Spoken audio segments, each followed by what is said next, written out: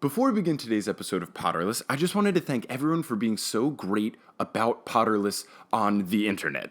Let me explain. So first off, a lot of people have been interacting with me on Twitter and Facebook, which has been great. It's been a lot of fun. I love talking with you guys. Feel free to reach out. It's super fun, and I love doing it. But also, people have been amazing about leaving reviews on iTunes and Facebook, which helps with our search engine optimization, which I learned is a thing. Apparently, if we're more highly rated on iTunes and stuff, if people just search Harry Potter podcast, Potterless is more likely to come up, which I think is great if someone is looking for a new Harry Potter podcast, and we show up, because I'd like to think that we're a unique take on the series, and I would love more people to find it. So if you guys don't mind, if you want to leave us a little review on iTunes, that'd be great, especially if you want to give it a high rating. If you would potentially rate it 1 star, maybe don't do it. But anyway, I really do appreciate all the support. Speaking of support, we have 2 new Patreon supporters, which is fantastic. Colette Horsberg and Christopher Smith. Thank you guys so much. And as always, I want to thank our producer-level patrons, Griffin Meckelberg, Leanne Davis, and Michael Baloff, my old basketball coach, who is one of the greatest human beings ever. And I just love that I get to say my old high school basketball coach is supporting the podcast. So without further ado, let's get into the intense chapters 17 and 18. You know it's intense when we only talk about 2 chapters in an episode, guest starring Julia Schifini of Spirits Podcast.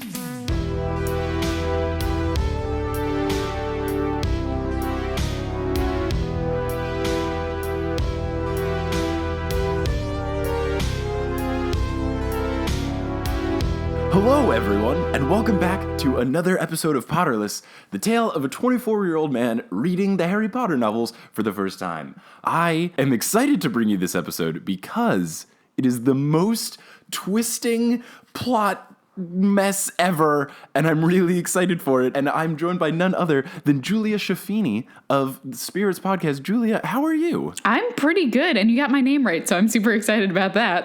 Oh, nice. I really try to make sure I can pronounce everyone's name right. I was definitely super nervous when I did the first episode with Amanda to make sure it was actually McLaughlin and not some other pronunciation. So I try to get people's names right because it's your name. It's important a little.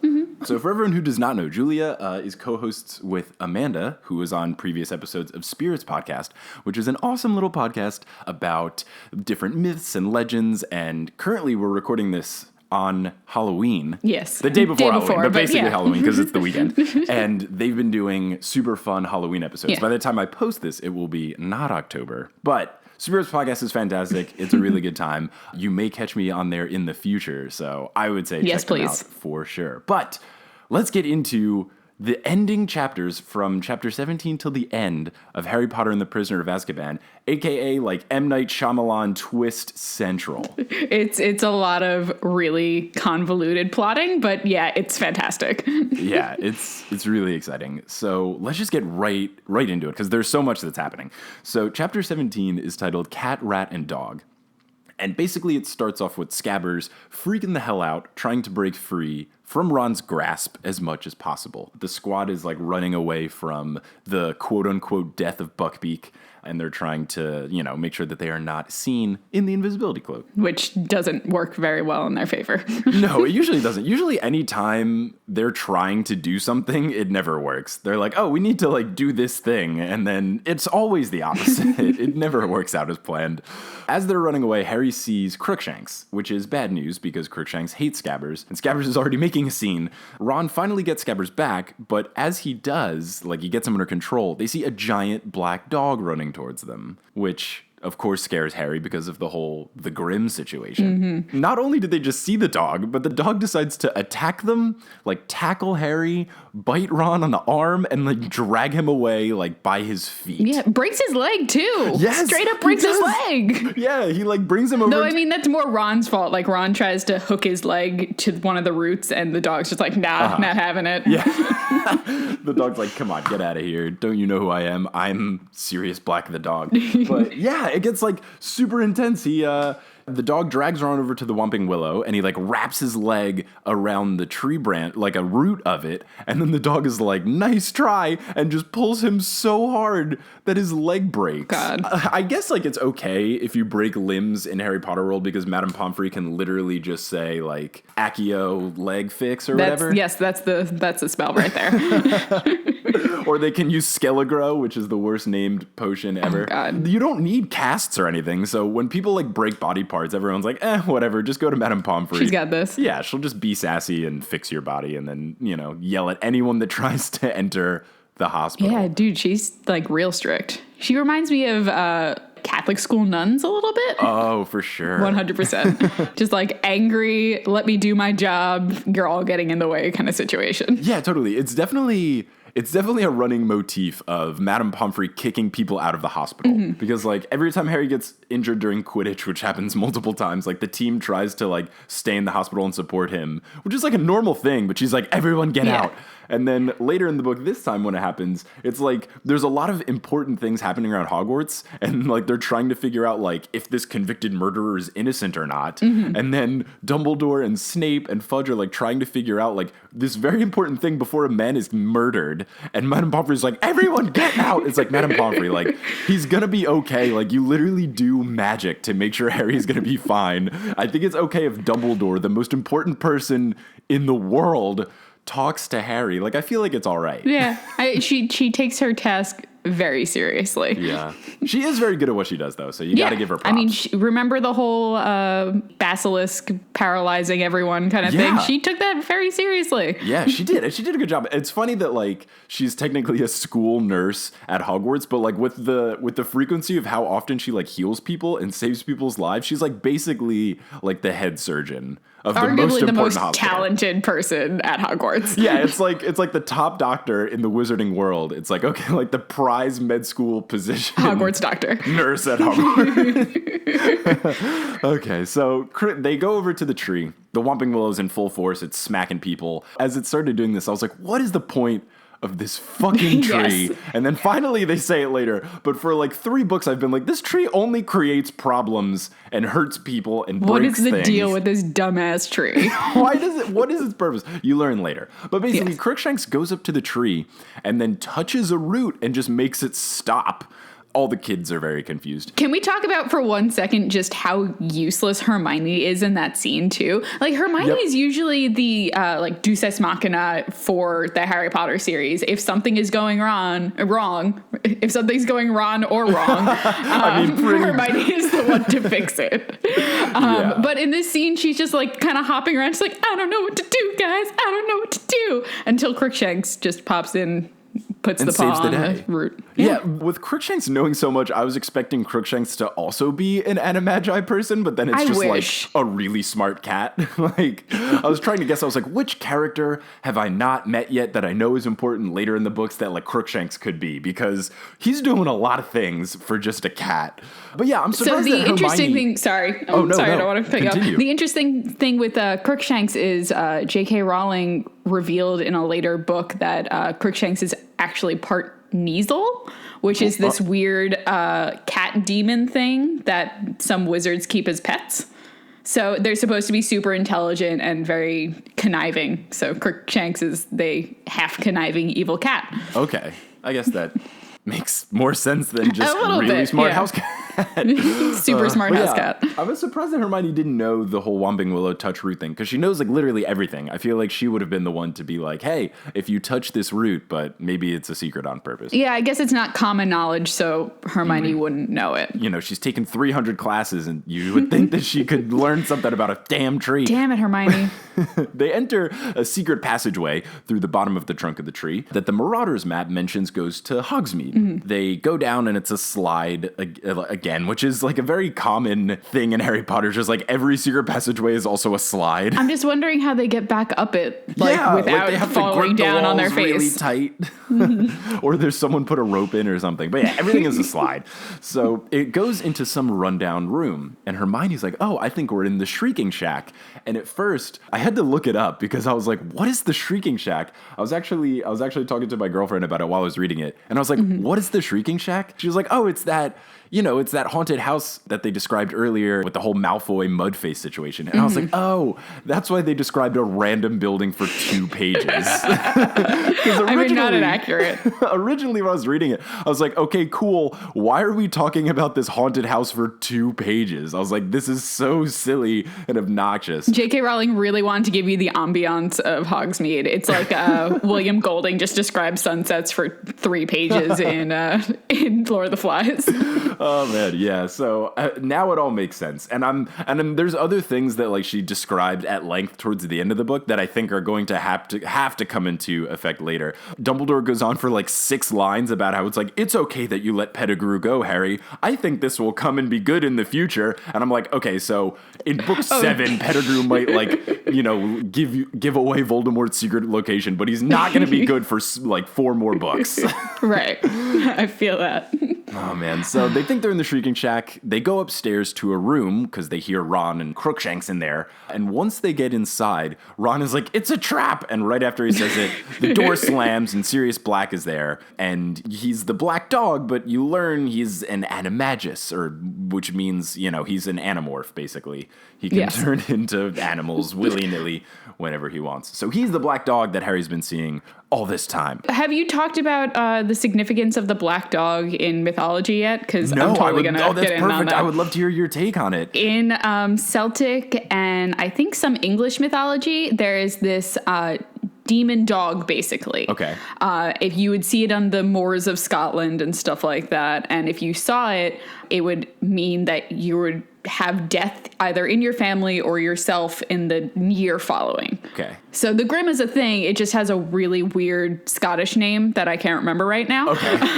But it's an actual thing that J.K. Rowling took from Scottish mythology, and it's super, super cool. That's really cool. Mm-hmm. This book has made me like J.K. a lot more. Like the first 2 books, I was kind of like, okay, whatever. But like now I'm starting to understand, because the ending of this book is just like really solid. So now I'm starting to like understand the hype. It took her I think it took her 2 books, but now she's like really coming to her own. All right, good. This is arguably the best book, so yeah, that's fine. I can see why when I was asking people about the podcast and when I try to get guests on, I always ask like, what's your favorite book? Like literally everyone was like, it's either Azkaban or Half-Blood Prince is like what everybody says. That's fair. I'm excited. Also, everyone says the 5th book is terrible, so. I don't agree with that. Okay, I have issues with the 5th book because of certain things that happen in it, but as a whole, I like it as a book. Yeah, I've heard other people say they like it a lot. The 4th is my least favorite because it's like the sports book, and I'm not super into that.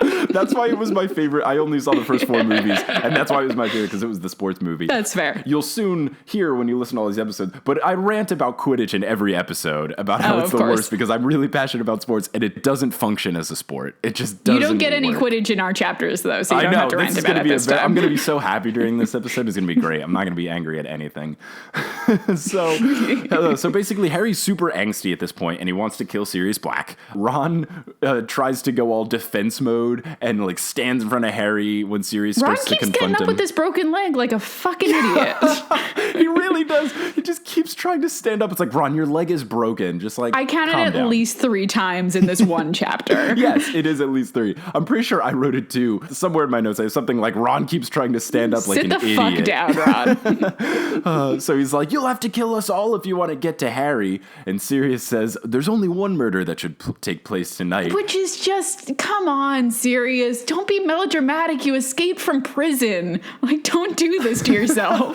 Like, I knew from the movies that Sirius is innocent. And the whole time this whole confrontation was going on where Sirius, like, continues to be creepy, I was like, dude, all of these people think that you're gonna murder people and that you're not nice. I think you should probably be like, hey, wait, guys, I'm innocent. Let me explain what's going on. Rather than like every line was like, blah, blah, blah, he said with a grimace, or like, blah, blah, blah, he said with a smirk. It's like, serious, come on, cut the shit. J.K. Rowling like really didn't want you to know that he was a good guy until that real big reveal. Very end, yeah. She really wanted to make sure this plot twist was a huge plot twist. I think it's because she wanted to make Harry's anger legitimate, and we're kind of seeing the story from Harry's perspective. So of course, like if he smiles, it looks like a grimace. After Sirius mentions though, there should only be one murder that takes place, Harry's like, oh yeah, what about the 13 muggles you killed. Did Azkaban make you soft? So Harry, the 13-year-old kid, is talking shit to a person who allegedly murdered 15 people in one night. Harry just doesn't give a fuck He at really this point. doesn't. He doesn't care about anyone or anything. He's a sassy bitch. Yeah, he really is. There's a line when they first go into the Shrieking Shack where they're looking at all the destroyed furniture and stuff, and Harry goes, "Ghost did do this." No fucking shit, Harry. He's just so angsty. Sassy bastard. It's really good. Hermione jumps in and tries to stop Harry, and he's like, "Leave me alone, he killed my mom and dad." Harry runs and tackles Black, which takes Sirius Black by so much surprise that he doesn't defend it, which is great. Sirius Black is not expecting it. A bunch of 13-year-olds just start beating him up, with their fists, and a dude with a broken leg starts kicking him. What is happening in this situation? You have a wand, dude. Yeah, I was gonna say they're all wizards. They could have done something, but no, they're like, let's just gang up on this dude. So there's a giant scuffle. Everyone's punching Sirius Black, including Crookshanks, who's in on it. Harry breaks free and gets his wand. So they didn't use their wands because I think Sirius used Expelliarmus once they got in. That's true. I think that was it. Okay, so they were like, let's beat him up. So Harry breaks free, gets his wand, and he holds Sirius at wand point, I'm assuming is what you call gunpoint with wands. And Sirius is like, "Oh, if you only knew the whole story," which is still so melodramatic. It's like, dude, just get on with it. You're about to be murdered and you're still trying to come up with cool lines. Just tell him the truth. You're too much of a cool guy, Sirius. We can't deal with this right now. I mean, he's Gary Oldman, so he's pretty cool. Gary Oldman in the movie, though, those cackles and stuff, he did a real good job. I'm really excited to watch the movie now that I've read all what's going on. Stuff. I also have no idea who plays Lupin or what Lupin looks like, so I'm really interested because with a lot of the characters, I know the actor that plays them, so when I see Snape, I just see Alan Rickman, and when I see Dumbledore, I just see the guy who played Dumbledore, and then the other guy who played Dumbledore. It was going to be number 1 or number 2. So it's nice for me to have a character that I don't think of the actor. That's the one thing I feel I'm curious how you picture him from the book then, just from the description in the book. Yeah, I feel like Lupin, I'm imagining a super old dude. I feel like he has long hair that he kind of slicks back, but it's not necessarily because of gel. It's mostly because it's greasy. Okay, fair enough. That's what I'm imagining. I don't know. But we'll have to see. All I know is that Lupin's the best, and I'm so sad that he's going away. He was too good for this world.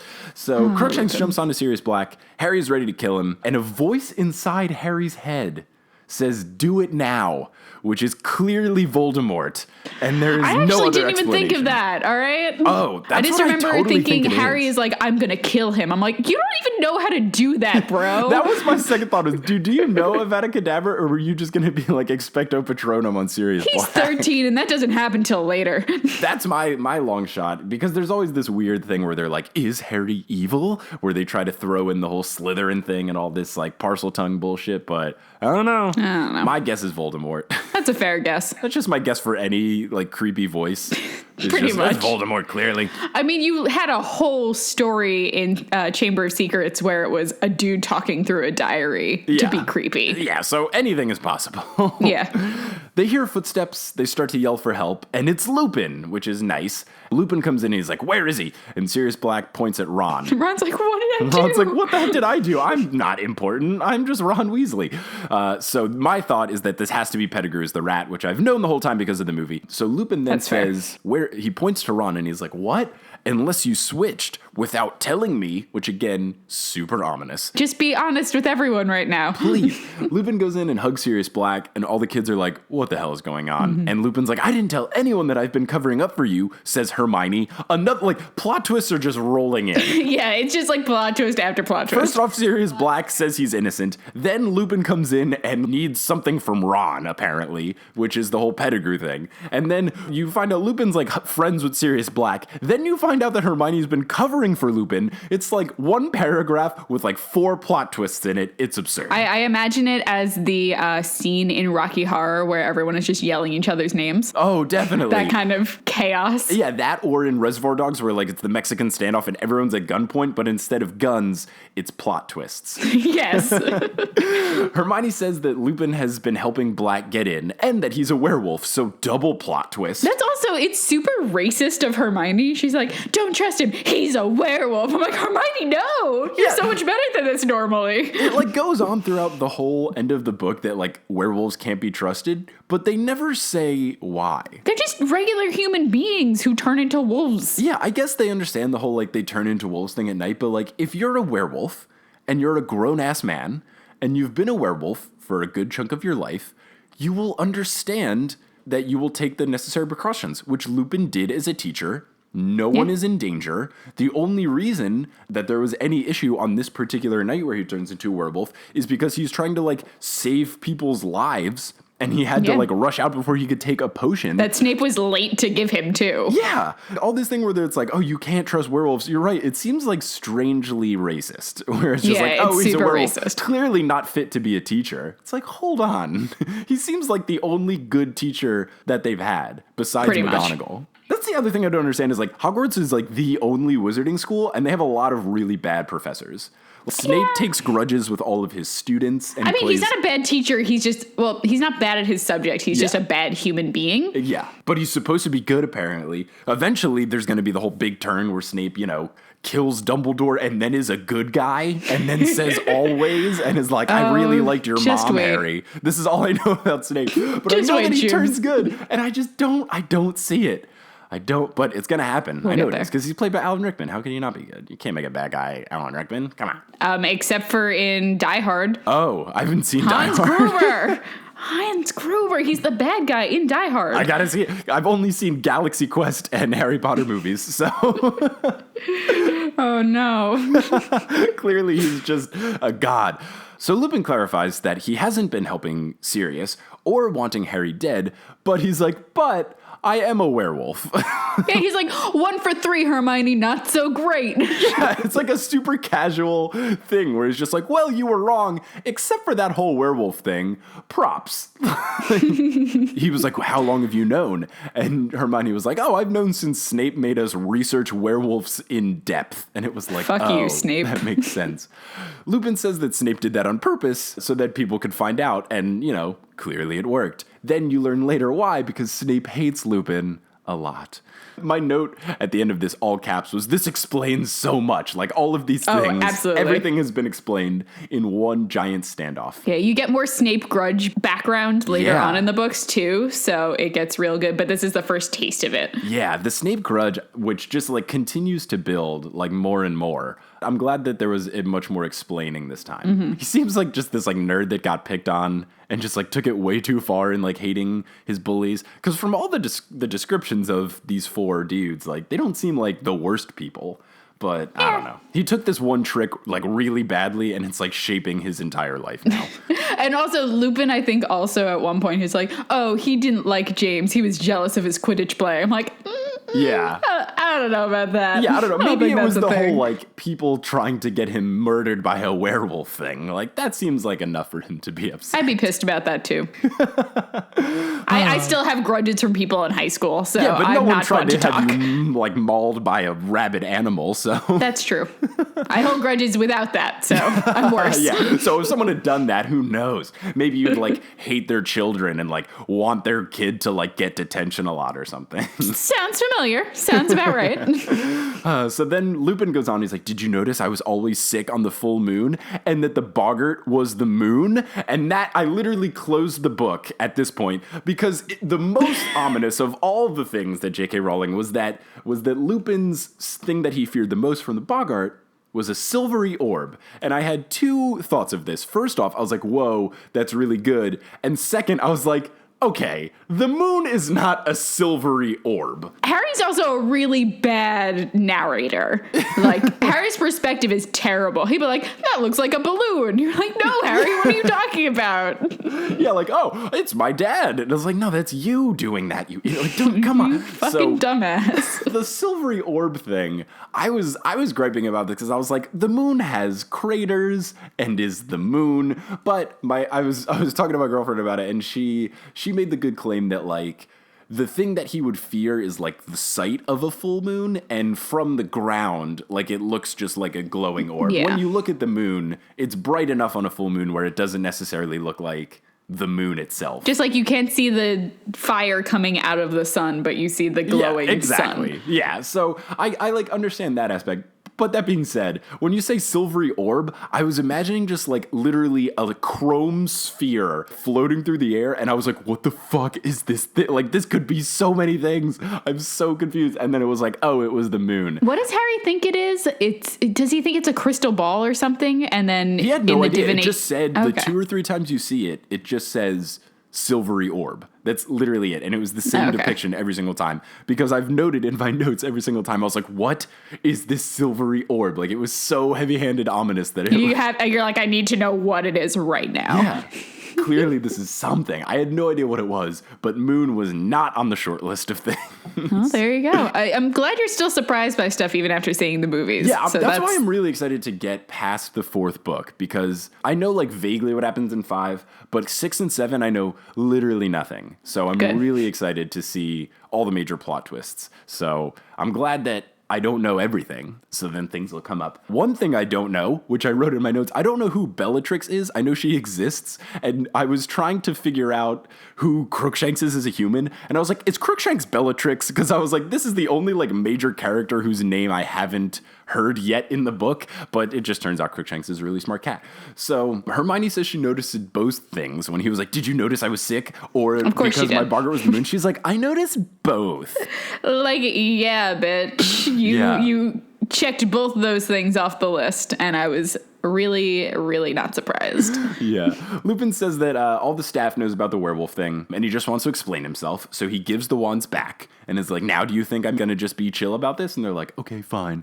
Lupin says he found them using the Marauders map, and he also reveals that he helped make it, which this is something I did not see coming at all. So he mentions the whole nickname thing. So he says... Can we talk about how terrible those nicknames are for a second? Yeah, pretty rough. Because they're so bad. They're just The nicknames awful. are, it's Moony, Wormtail, Padfoot, and Prongs. So Moony is his nickname because he was a werewolf. So like the moon, lame. So dumb. Padfoot, which apparently is a dog. I've never referred to. Dogs have pads on their feet. I would never refer to that at all. And then Wormtail, he's a rat, but his tail looks like a worm, so he's a worm tail.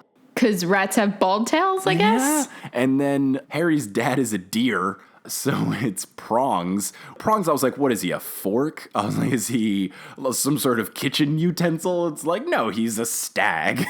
Also, I knew Harry's Patronus was... I thought it was a deer the whole time, and it turns out it's like a male deer. It's still kind of lame. It's still pretty lame. But I think there's a whole like animal guardian aspect that J.K. Rowling really dug into when she was doing research for the Patronuses. But I still think that's a super dumb one. yeah, I feel like you should have something more intimidating, like a freaking lion or something scary. Oh, it's a dad deer with a lot of horns. He's so majestic. It can ram stuff, I guess. Yeah, a ram would be way better. That'd be so much more intimidating. Someone has a ram later on in the series. Nice. I hope it's super late in the series, so I'm gonna guess it's Luna Lovegood. I don't know. I'm gonna tell you it's a character you haven't met yet. That's why I'm guessing it's Luna Lovegood. I haven't met her It's not yet. Luna Lovegood. Damn it. Maybe it's Cho Chang, because we've only kind of met her. We know that she has a pretty face and sucks at Quidditch. Poor Cho Chang. If that's her only legacy, I feel so bad for that girl. It's okay. She's the only person you ever meet from Ravenclaw, so, you know, she's important. Well, Gilderoy Lockhart, but you don't know that. Well, Gilderoy Lockhart was from Ravenclaw? Ravenclaw. Mm-hmm. That's ridiculous. He's so stupid. He's smart enough to trick all those people into thinking he's super smart. I feel like that would be cunning, though. I feel like that would be Slytherin. Yeah. He probably argued against He it. sucks. Whatever. I really don't like him. I'm so glad he's not coming back ever. I hope he never comes back into play. Yeah. Because he's so bad. So he says that he helped create the map. He says he knew about the cloak because James used it all the time. He says he saw the kids on the map and he saw them with someone else. Obviously, this has to be Pettigrew, but they're not saying it. Lupin asks to see the rat. Obviously, Pettigrew, but they're not saying it. Ron asks what does he has to do with it. And then Lupin says everything, which is so good. So good. Oh my God. Some of the lines in the end were fantastic, but I think that was my favorite. Mm-hmm. The super calculated one-word answer that tells so much. Oh, incredible. Everything. Everything. I feel like the delivery isn't as good as you just did it in the movie. Oh, man. I was really expecting like cheesy like turn and then In my mind, it would be like dramatic zoom in on the face, but like turn and then be like, everything. Man. So Black reveals that he is an animagus and that the rat is an animagus by the name of Peter Pettigrew. End scene. What? Yeah. This latter half of the book also has a really good, like, every chapter ending on a blah. Like, every chapter ends on the beginning note from Law and Order SVU. Every chapter's like, dun dun, and then it moves on to the next page. She was, like, really into those, I think, in this one. She finally hit her stride, so she's like, every chapter at the end should be very dramatic. Yeah, because it's really good. Small children are reading this. I like when they do that because I alternate between reading this book and then listening to it on the audiobook if I'm, like, at work or doing laundry or something. And I really like when audiobooks have chapters that end on big notes because then they like have to wait 5 seconds so that you know it's the next chapter. So it would be like, he's a rat and his name is Peter Pettigrew. Chapter 18, Mooney Wormtail. It's so good. So chapter 18, Mooney, Wormtail, Padfoot, and Prongs, the 4 worst nicknames ever. Terrible. It starts off with the squad being like, what? No way. This isn't Peter Pettigrew. We clearly haven't seen the 3rd movie. So Black just fucking hates Pettigrew. He's saying all these like super creepy and ominous things, which are really bad when they still think Black is just like a murderous, rampaging just trying to kill human. people. Because he's like, I want to commit the murder I was imprisoned for. Oh, so dramatic, dude. But also really good. It was a really good one. So Ron, this was my note about Ron trying up. I said, quote, Ron tries to get up for the 54th time, but can't because his leg is broken. Sit down, Ron. He like literally he gets up in that scene to walk out and you're like, where the fuck do you think you're going? No one's gonna help you leave in this situation. It's really not gonna work. So the squad is basically not buying the story. Hermione notes that Pettigrew is not on the list of registered animagi, which is apparently a thing you have to do. Like you have to become officially registered, be like, hey guys, I can turn into an animal. And Lupin very conveniently says, well, there are 3 people who are unregistered animagi, and then starts explaining the entire backstory. Also, so Hermione goes, oh, there were only 7 people in this century who became animaga. I'm like, and they all went to Hogwarts? Like, what the fuck is happening in this situation? You know McGonagall is one of them. So it's just, oh God, so irritating. She uses it as a plot point at one point, and then it just, everyone becomes animagus at the end, or however you pronounce it. Yeah, I don't know how to pronounce it either. I'm saying magi because I'm thinking like the magi from Jesus. Just, yeah. I'm hoping they all come with gold, frankincense, and myrrh or something. Yeah. I don't know. But also, if I was a wizard and all these kids just become animagi, obviously I'm going to do whatever illegal thing it needs to do to become an animagi because you could become 100%. something dope. I don't understand why none of them became birds so they could fly. Well, so the thing is, you don't get to pick what your form is. It's kind of like your Patronus where it's based off of your personality and stuff. Like, who would be like, oh yeah, I totally want to be a rat. That seems super cool. Here's the other thing. So Peter Pettigrew is a rat. Mm-hmm. He's a rat. His spirit animal is rat, which is very common for a person that tells on someone, and no one at any point in time, especially Sirius Black, is like, I got an idea. We'll make the rat the guy who's got the secret. He thought that Lupin was the spy. It's like, yeah, clearly it's not the guy whose spirit animal is rat. What if someone's Patronus was like a tattletaler? Like, it's pretty much the same thing. It's like, oh, what's your Patronus? It's like, oh, it's a guy who like tells secrets that you're not supposed to. I should tell him the secret of my best friend. You seem cool. Let's do that. It's like no one saw this coming, really. Like, no one at all. I mean, I guess the foresight is not a wizard's specialty. No, clearly not, because no one ever sees any of these plot holes coming. Yeah. No one ever does until it's the end of the school year. Then everyone learns. I love that it's always the end of the school year when shit goes down. So then Lupin starts explaining the whole backstory thing. He says he was bitten as a young kid, and only recently has there been potion to solve this. So Snape's potion has let him keep his consciousness when he turns into a werewolf. He still will turn into a werewolf, but he won't just like completely like bug out and forget what happened. He just becomes a nice wolf, and he just stays in his office locked in there until he's not a wolf anymore. It's an adorable image, just Lupin chilling in wolf form curled up under his desk. It's so cute. Yeah, so Lupin says he couldn't go to Hogwarts until Dumbledore was the headmaster, because Dumbledore then made arrangements for him, further proving that Dumbledore's just like the best. Literally Just a the chill-ass motherfucker. Yeah, he describes that the passageway to the Shrieking Shack is guarded by the Whomping Willow so that no one would be harmed by seeing, him as a werewolf so it wouldn't tear him to death. But the whole no one would be harmed thing, this tree beats the shit out of everything. It's a homicidal tree. Like, couldn't they have just made a secret passageway with a normal tree? Like, does it have to be with tree that murders humans? Or... Yeah. I mean, I guess they're like, well, death by a tree is better than being bitten by a werewolf. So I guess that's cool. I would totally rather be bitten by a werewolf, because then you become a werewolf. Well, unless you get mauled to death, then not so much. There's the two options, though, is like, if you're beaten to death by a tree, you can't become an evil tree. You just die. That's true. But there is the play with werewolves that you just get, you become a werewolf and then you're Taylor Lautner from Twilight and things are great. I guess they're just not into that. I mean, look how racist Hermione was against werewolves earlier on. Oh, man. So true. They brought Lupin back to the shack before transforming so that he could just be a wolf in peace and howl and tear up an abandoned house or whatever. Lupin says that he only had 3 friends at Hogwarts, Sirius, Peter, and James, and that the other 3 illegally became animagi as a form of solidarity. So they would just be like, yo, dude, we'll be animals with you. It's chill.